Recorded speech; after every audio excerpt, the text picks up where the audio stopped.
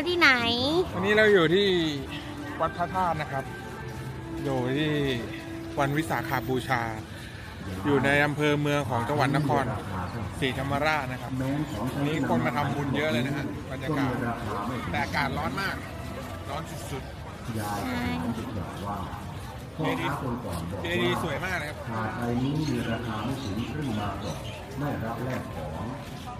ต้องเดินให้ครบ3 รอบทำไมครับแล้วก็ขอพรโอเคเพราะว่าที่นี่ข้างบนนี้ไม่ค่อยเปิดให้ขึ้นมา จะเปิดเฉพาะช่วงสำคัญเท่านั้นวันนี้เป็นวันสำคัญครับใช่วันนี้จะมีการวันวิสาขบูชาไงจะมีการห่มผ้าพระธาตุนี่เขาจะห่มผ้าพระธาตุกันนี่ครับห่มผ้าพระธาตุเป็น